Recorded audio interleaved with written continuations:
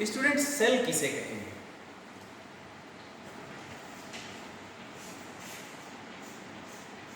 अगर आपसे पूछा जाए व्हाट इज सेल, तो आप क्या डिफिनेशन देंगे उसकी? कोई बता सकता है?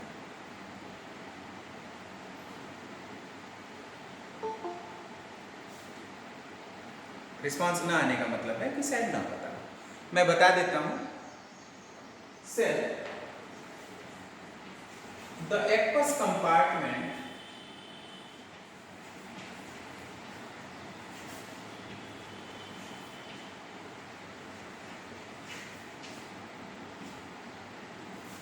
surrounded by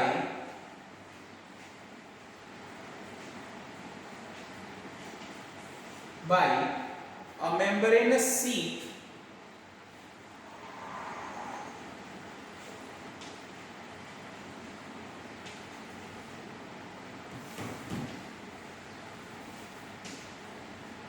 oblique cell wall or membrane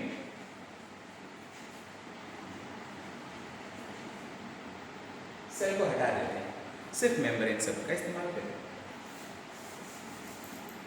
membrane is known as cell. समझ में आ रही है डिफिनेशन आप लोगों को? सबसे पहले जो सेल डिस्कवर किया गया था, किसने डिस्कवर किया था? Who is the discoverer of cell? बता सकते हैं आप सब? रॉबर्ट हुक ने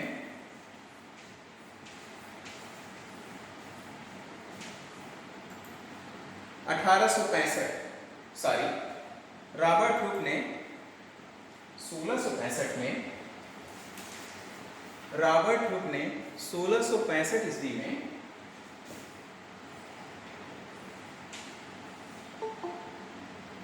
डिस्कवर किया था सेल को। किसमें किया था? कॉर्क, इन कॉर्क ही डिस्कवर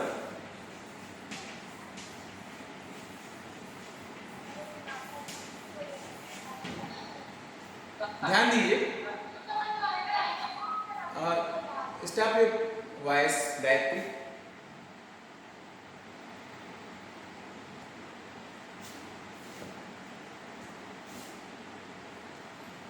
रॉबर्ट हुक ने 1665 ईस्वी में कॉर्क ने सेल की खोज की थी। That's why he is also known as father of cytology.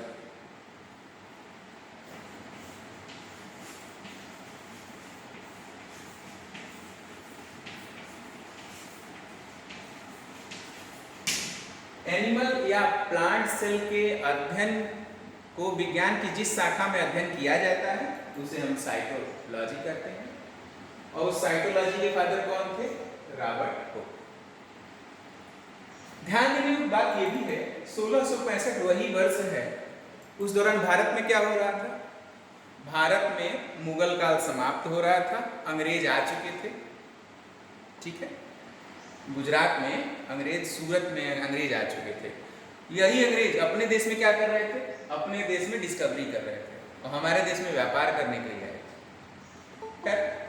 Here we are not present for the study of history, but एक इंटरेस्टिंग टॉपिक है कि 1665 में वो अंग्रेज अपने देश में सेल की खोज कर रहे थे, हमारे यहाँ वो लोग क्या कर रहे थे? व्यापार कर रहे थे।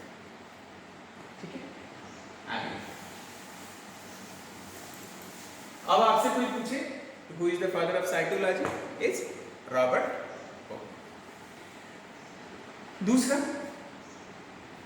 इन्होंने ही Robert Hooke coined the term cell. Robert hook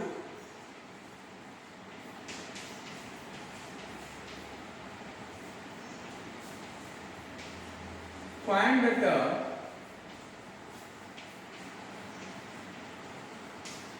cell. Cell जो शब्द है वो रॉबर्ट हुक ने ही दिया था। इसके साथ साथ जो सेल वर्ड है, द सेल वर्ड, या ऐसे लिखा जाए कि the word cell is derived from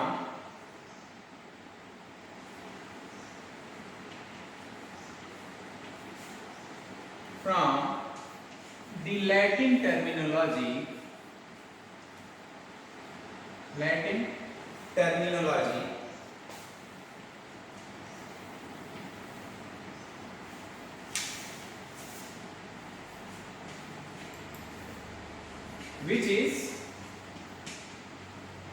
which is cellular.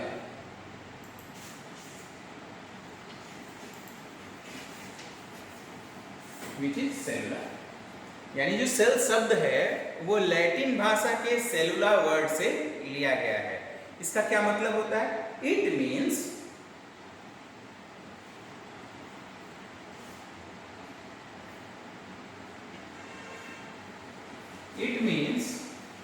a small double inverted comma में a small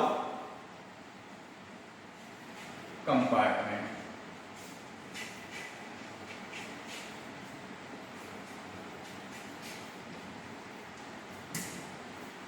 सेलुलर का क्या मतलब होता है? सेलुलर का मतलब होता है a small compartment. ठीक है, लिख लिया आप लोगों ने?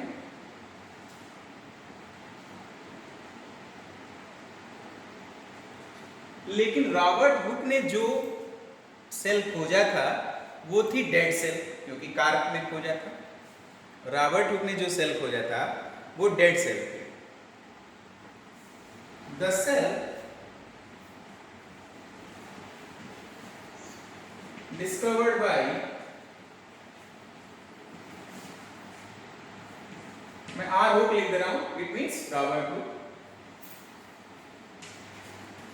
is dead या was dead, तो आप लोग ये पूछ सकते हैं कि सर फिर लिविंग सेल को किसने खोजा था?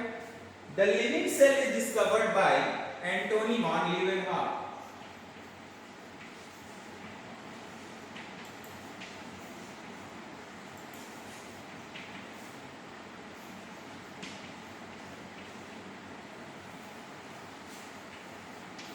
by Anton von Leeuwenhoek.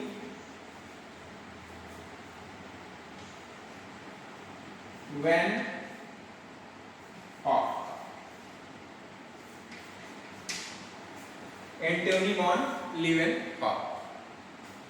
कहाँ खोजा था? दांतों के मैल में, टीथ स्कम में। कहाँ खोजा था? In teeth scum.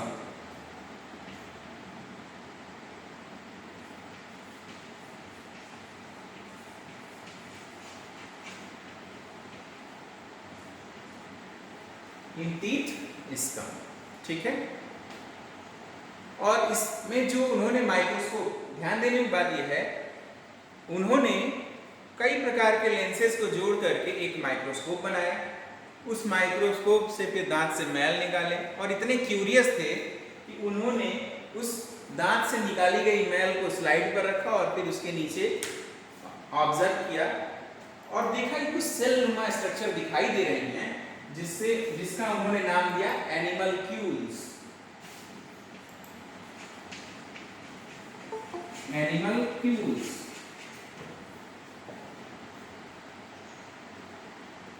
अब से ठीक 5 मिनट के बाद आपकी अटेंडेंस होगी सॉफ्टवेयर के द्वारा, तो प्लीज़ जिन लोगों को जुड़ना है 5 मिनट और हैं, आप आपस में जुड़ जाएं ताकि अटेंडेंस के दौरान आपकी अटेंडेंस हो जाए।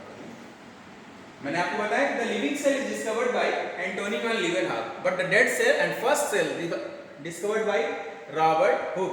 Who coined the name cell is Robert Hooke. In what year? 1665। Teeth scum में खोजा, नाम दिया एनिमलक्यूल्स, ठीक है। एनिमलक्यूल का क्या मतलब होता है? Little animal. इट मींस, इसका मतलब होता है इंग्लिश प्रोनाउंसिएशन में लिटिल एनिमल।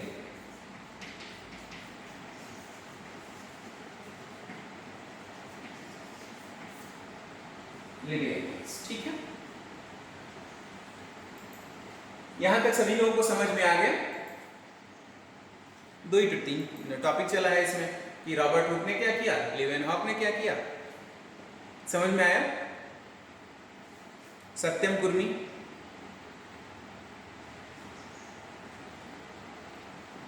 Yes sir. मैं सत्यम कुर्मी से पूछना चाहूंगा कि क्या उन्हें सुनाई दे रहा है? सत्यम, चलिए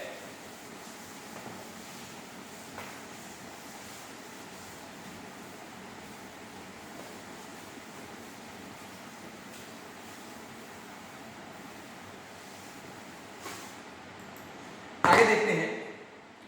इंटरनल स्ट्रक्चर के आधार पर, इंटरनल स्ट्रक्चर या ये कहें कि इंटरनल आर्किटेक्चर के आधार पर सेल 2 प्रकार की हो सकती हैं। कोई बता सकता है कौन कौन सी 2 प्रकार की सेल हो सकती हैं इंटरनल आर्किटेक्चर के आधार पर? यहाँ लिख देते हैं अकॉर्डिंग, नहीं, on the basis of internal architecture,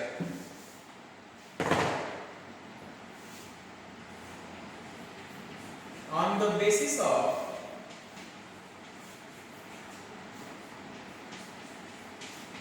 internal architecture,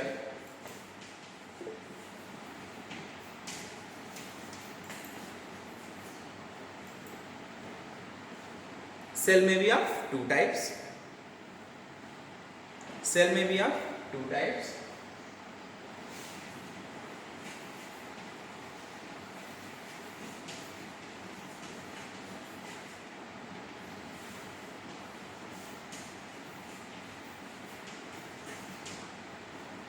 कौन कौन से हो सकते हैं?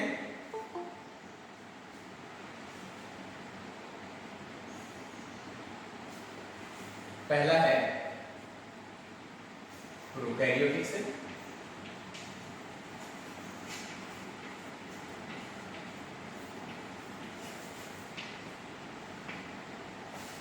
बी पोर्शन है यूकैरियोटिक सेल।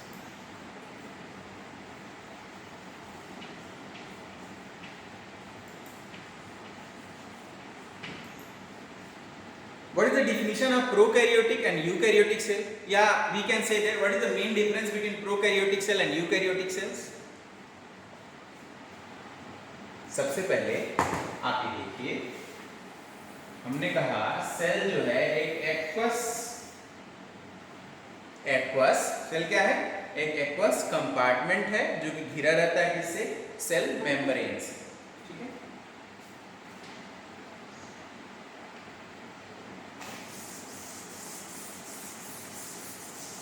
जिसके अंदर भरा हुआ है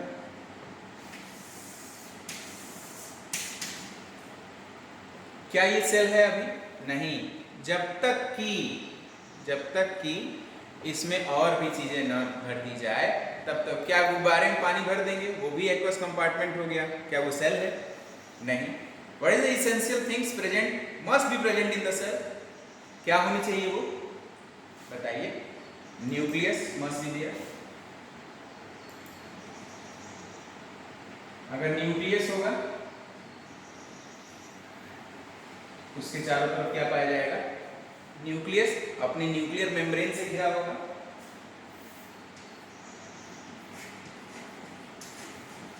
न्यूक्लियर मेम्ब्रेन से घिरा होगा। इसके अंदर क्या होगा? न्यूक्लियोप्लाज्म होगा।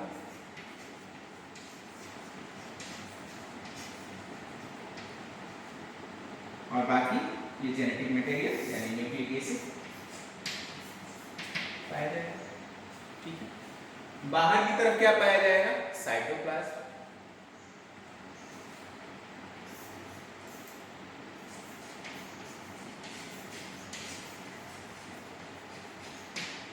बाहर की तरफ पाया जाएगा साइटोप्लाज्म। इसको हम क्या कहेंगे? Cell membrane.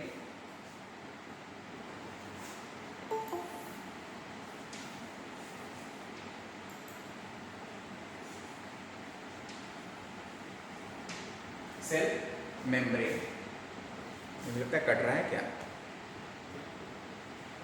सेल मेम्ब्रेन, इसके ठीक बाहर की तरफ एक और लेयर पाई जाएगी जिसे हम लोग सेल वॉल बोलेंगे।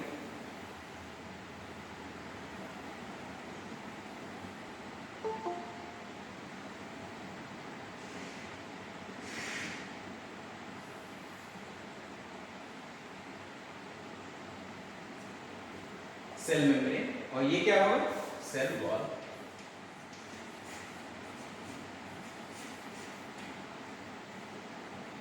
ठीक है, दिखाई दे रहे हैं हम? Yes sir. चलिए, ये तो है मोटी मोटी संरचना कि सेल में क्या क्या होना चाहिए।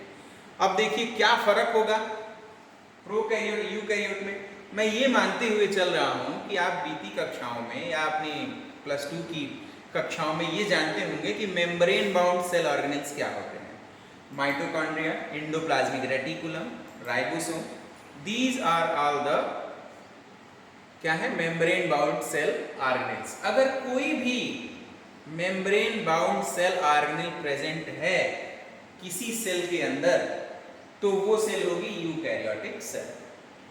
लिख लीजिए, in eukaryotic cells, in this membrane bound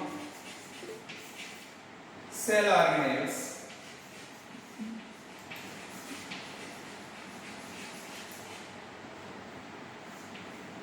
are present.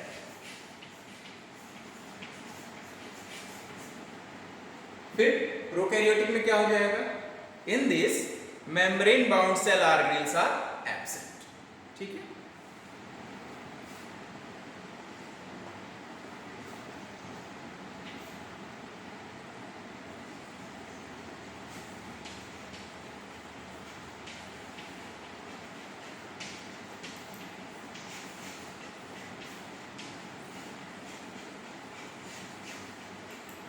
और माइनस का चिन्ह लगा दिया तो एब्सेंट, आर एब्सेंट। ठीक है,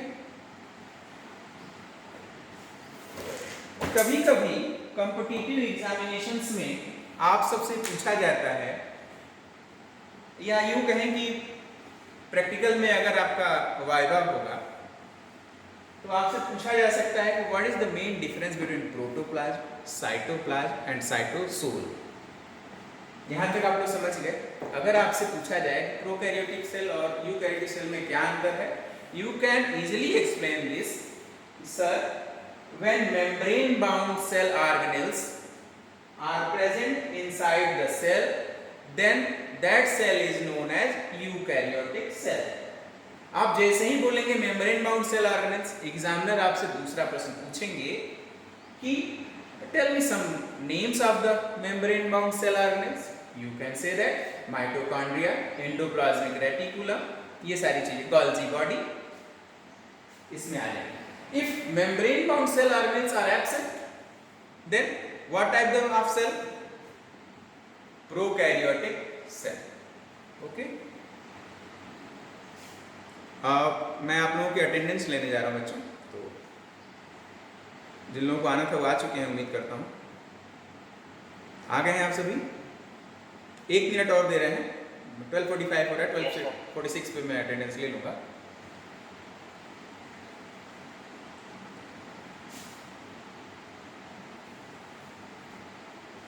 ठीक है, तो आप अटेंडेंस हो जाएगी, अटेंडेंस हो गई आप सब।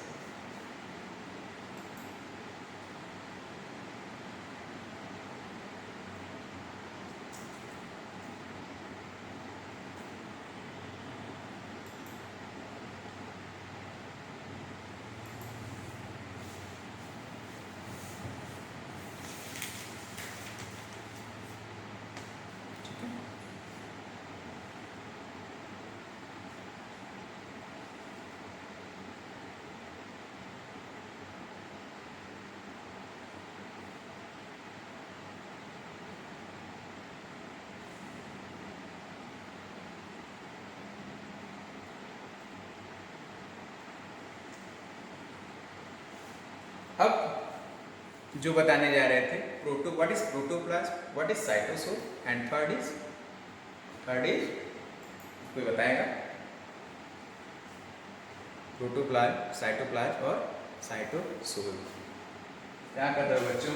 रिस्पॉन्ड करिए, you people must respond so that we can understand कि आप सब मौजूद हैं, ठीक है?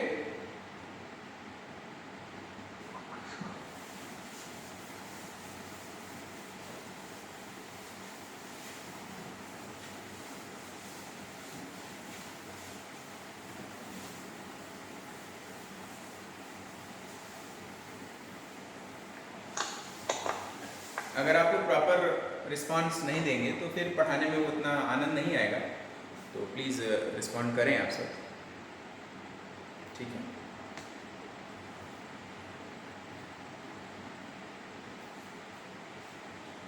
पहले तो ये जानिए प्रोटोप्लाज्म किसे कहेंगे?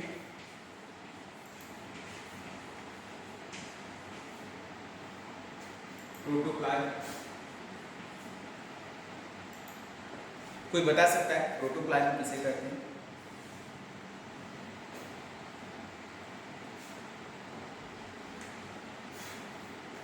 बताइए। चलिए, समझ गया, आप सबको नहीं पता। Everything present inside the cell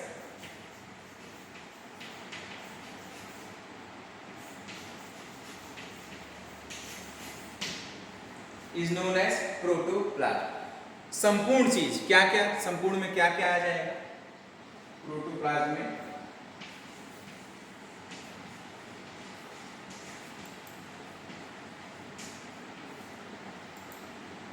cell के अंदर एक रफ डायग्राम यहां दिखा दें आप सबको। अगर ये एक सेल है तो इसके अंदर होगा न्यूक्लियस, न्यूक्लियस के अंदर इसका अपना लिक्विडी मटेरियल जिसे हम लोग न्यूक्लियोप्लाज्म बोल रहे हैं।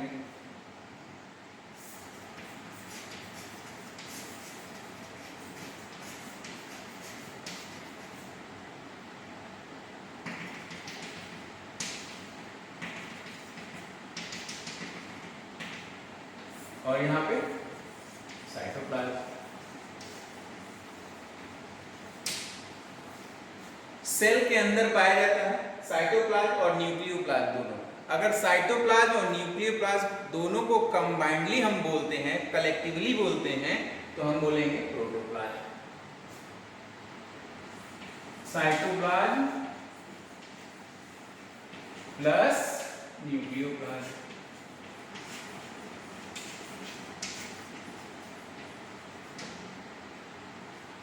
साइटोप्लाज्म, ठीक है? सॉरी सर, बट हम लोगों का एंट्रो क्लास है सर अभी 1 बजे से, उसकी लिंक आ गई है सर हम लोगों की। आप जा सकते हैं, बिल्कुल आसानी से चलिए। सर, जिसको ओके, हाँ अटेंडेंस हो गया, नो प्रॉब्लम, और ऑल द रिलेटेड डेटा सब कुछ पोस्ट कर दिया जाएगा यूट्यूब पर। आप सभी वहाँ से प्रॉपर नोट्स भी बना सकेंगे, समझाया जा रहा है, सबकी लिंक भी आपको वहाँ शेयर कर दी जाएगी, ठीक है?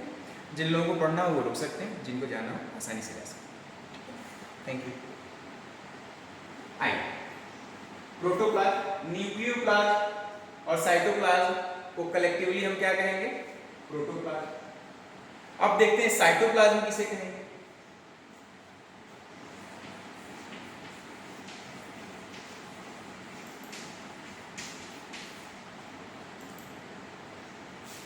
अगर साइटोप्लाज्म में से न्यूक्लियोप्लाज्म को हटा के जो भी लिक्विडी मटेरियल बचता है, ध्यान दीजिएगा,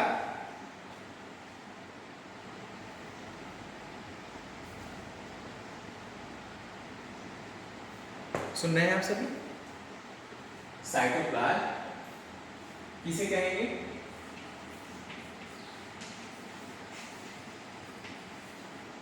माइनस न्यूक्लियोप्लाज्म, या ये कहें साइटोसोल माइनस न्यूक्लियोप्लाज्म। अब इसमें क्या क्या और भी चीजें होंगी? साइटोप्लाज्म में क्या क्या है? माइटोकॉन्ड्रिया भी यहाँ फैल रहा है,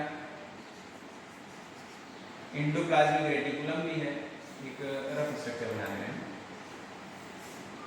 ER है, और क्या हो सकता है, मान लीजिए अगर ये प्लांट सेल है तो इसमें क्लोरोप्लास्ट भी है।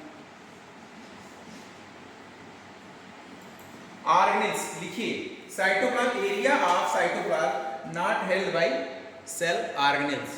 अब यहाँ देखिए साइटोप्लाज्म कब कहेंगे और साइटोसोल कब कहेंगे। पहले साइटोप्लाज्म, जब न्यूक्लियस वाला हिस्सा या न्यूक्लियस के अंदर वाला हिस्सा बाहर निकाल दिया जाए और जो बचे उसे कहेंगे cytoplasm. Cytoplasm all the liquid material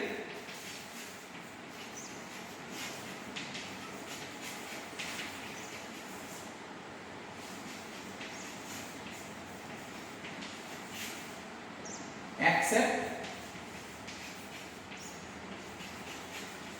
nucleoplasm, all the liquid material except nucleoplasm। फिर साइटोसोल किसे कहेंगे, ऑल द लिक्विड मटेरियल जिसमें न्यूक्लियोप्लाज्म भी निकल गया हो, सेल ऑर्गेनेल्स भी निकल जाएं, फिर जो बचता है हम उसे कहेंगे साइटोसोल।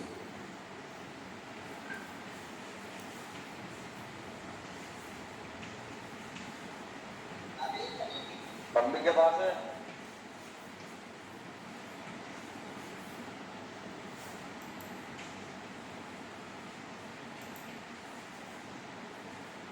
in which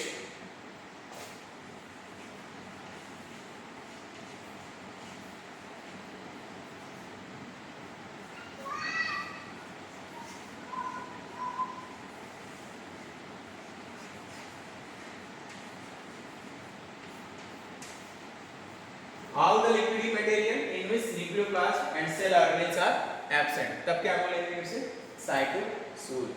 ये बहुत इंपॉर्टेंट प्रश्न है, अक्सर पूछ लिया जाता है, बच्चे लोग इसमें बहुत कंफ्यूज होते हैं। आप सबको ये जानना चाहिए कि protoplasm, cytoplasm plus nucleoplasm known as protoplasm. All the liquid material except nucleoplasm, सिर्फ न्यूक्लियोप्लाज्म को हटा दें, बाकी सेल ऑर्गेनेल बची रहे और साइटोप्लाज्म बचा रहे या साइटोसोल बचा रहे तो साइटोप्लाज्म। अब सेल ऑर्गेनेल्स को भी बाहर निकाल दें तो जो बचेगा लिक्विड मटेरियल कहेंगे साइटोसोल। अब उतना इंटरेक्टिव नहीं हो पा रहा है सेशन, क्यों? आप सभी लोग इतना साइलेंट क्यों हैं? लगा के चले गए हैं कनेक्ट होकर के या फिर बचे हुए हैं आप सब? We are here, sir.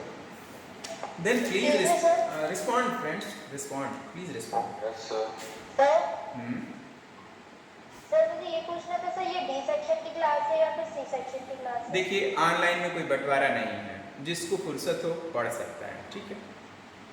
Okay sir. Sir मतलब इसमें अटेंडेंस हो गई है तो सी सेक्शन देखिए हम सब क्या है ना, we are facing such a severe condition, we are not here for taking attendance for yourself, ठीक है?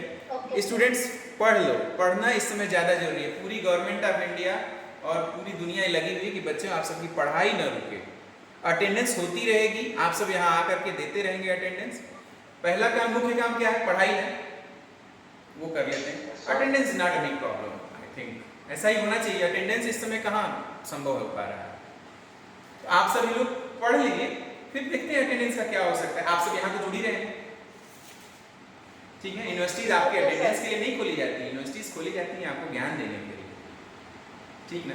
अटेंडेंस होती रहेगी लेकिन ज्ञान मुख्य है, ज्ञान मुख्य है। चलिए यहाँ तक आप सबको समझ में आ गया। डोंट वरी, जिसके पास समय हो वो पढ़ ले, चाहे वो सी सेक्शन का हो या डी सेक्शन का। बाकी जो नहीं, जिनका छूट जा रहा है, ये यूट्यूब पे भी डाल दिया जा रहा है, आप यूट्यूब से भी पढ़ सकते हैं। फ़ोन नंबर है ही, ग्रुप में आप सभी हैं ही, ग्रुप से आप हमसे अगर कोई डाउट हो तो वहाँ पूछ सकते हैं, यहाँ से भी पूछ सकते हैं। सुनाई दे रहा है सबको?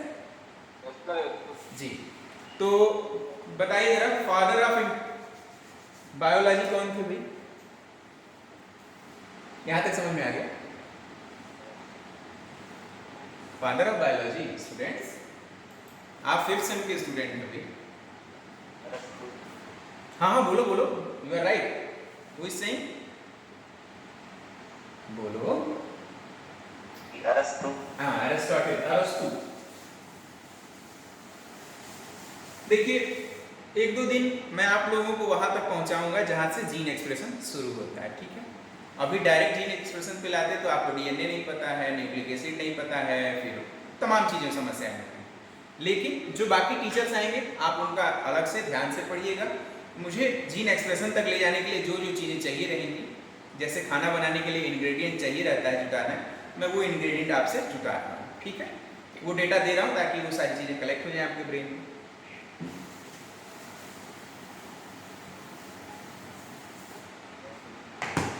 आइए फादर ऑफ कुछ इंपॉर्टेंट चीज बता दें ताकि आपको कॉम्पिटिटिव एग्जामिनेशंस में फायदा हो। फादर ऑफ क्या पूछा था हमने? Biology, Aristotle.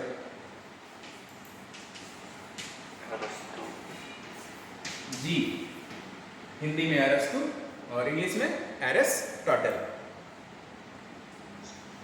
चलिए, फादर ऑफ साइकोलॉजी अभी बताया था मैंने,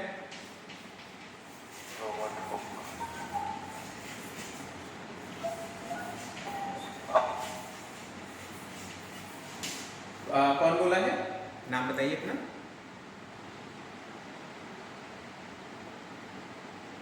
नाम बताइए, आप सही बताए थे। सिद्धार्थ।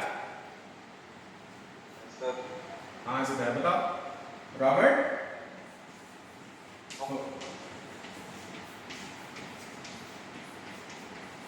जो पढ़ा रहे हैं सिद्धार्थ समझ में आ रहा है?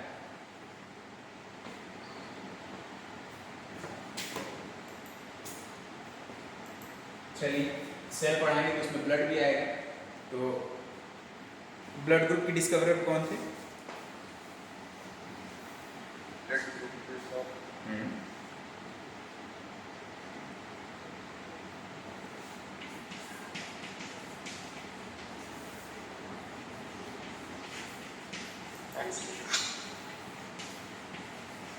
Karl land stealer.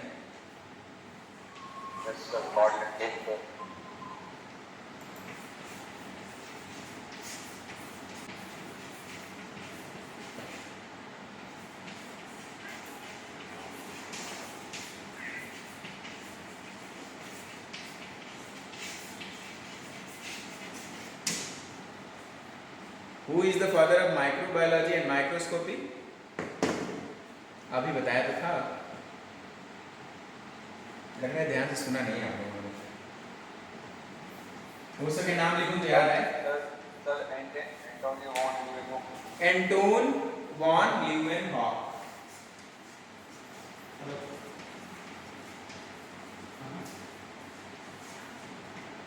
ठीक है, एंटोन वॉन ल्यूवेनहॉक। ये तो थी कुछ इंपॉर्टेंट डिस्कवरर्स और फादर ऑफ द ब्रांचेस के नाम जो अक्सर कॉम्पिटिटिव एग्जामिनेशंस में आपको पूछे जाते हैं। इसके साथ साथ फ्रेंड्स, मैं आपको ये बताना चाहूँगा कि आगे आने वाली कुछ क्लासेस में, जिसमें मेरी यूनिट जीन एक्सप्रेशन भी है और भी बहुत सारी चीज़ें जो मैं आपको पढ़ाऊँगा सेल बायोलॉजी से रिलेटेड, ये CSIR नेट का हॉट टॉपिक है। पिछली बार 16 नंबर के प्रश्न इससे पूछे गए हैं। अगर आप लोग सिर्फ सेल बायोलॉजी को अच्छे से तैयार कर लेते हैं तो आप लोग 20% मार्क्स पा सकते हैं आसानी से, ठीक है। आप लोग को हमारी आवाज़ सुनाई दे रही है? इस यूनिट से 14 नंबर के प्रश्न पिछली बार ही पूछे गए हैं और मेरा ये मानना है कि जो लोग सेल बायोलॉजी तैयार कर लेते हैं तो आपके न सिर्फ सेल बायोलॉजी, इसके साथ साथ मॉलिक्यूलर टेक्निक्स का भी हिस्सा है और साथ में रिकॉम्बिनेंट DNA टेक्नोलॉजी का हिस्सा है। तो 3 यूनिट आपकी कवर हो जाती है। 3 यूनिट कवर होने से 20% मार्क्स आपके मिल जाते हैं और जनरल कैटेगरी में 50% मार्क्स अगर आप पाते हैं तो आप क्वालिफाई हैं CSIR नेट LS, ठीक। तो 20% इससे मिल गया, 2-3 यूनिट और पढ़ लिए तो क्वालिफाई हो जाए।